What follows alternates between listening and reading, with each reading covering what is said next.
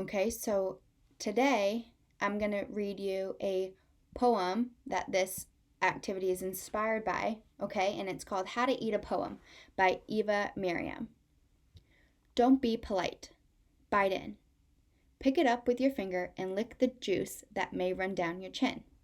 It is ready and ripe now, whenever you are. You do not need a knife or fork or spoon or plate or napkin or tablecloth, for there is no core or stem or rind or pit or seed or skin to throw away. Okay, so the poet who wrote this poem, Eva Merriam, compares this poem to a fruit to show you that a poem is meant to be savored like a fruit.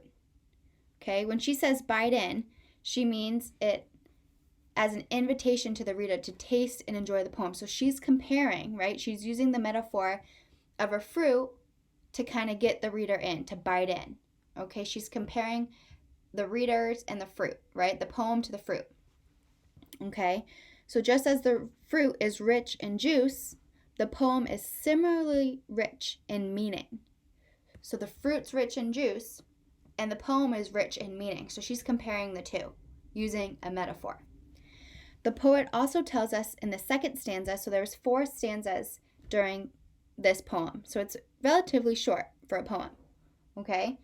So in the second stanza, the poet says that there's nothing to throw away in the poem because every word is precious and nothing ought to be wasted. Okay, so in the second poem, she's saying that there's nothing to be, or in the second stanza, she's saying that there's nothing to be thrown away. Okay, because every word, she's talking about how every word is precious and nothing is to be wasted. Kind of like we don't like to waste our food, right? Okay. By comparing a poem to a fruit, the poet is trying to tell us to look forward to reading poetry and reading it with enthusiasm and engaging fully into our poem. Okay? And kind of like in the same way that we look forward to sinking our teeth into this juicy fruit.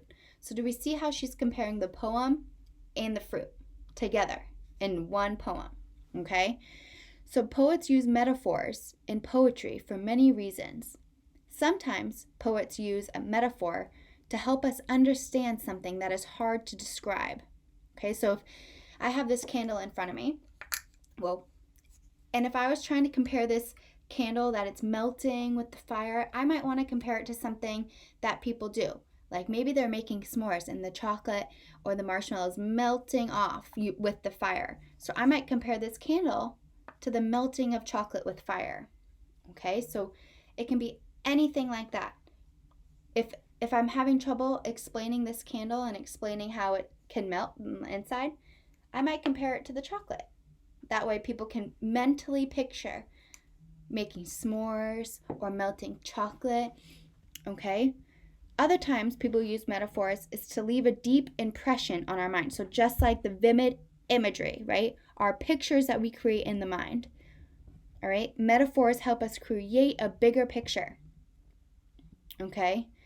And metaphors give more language and detail to our poems. Okay, so metaphors are very, very important to understand and to use in poetry. So this assignment, How to Eat a Poem, is all about using metaphors. Okay, so you can email me with any questions and I look forward to reading all your poems.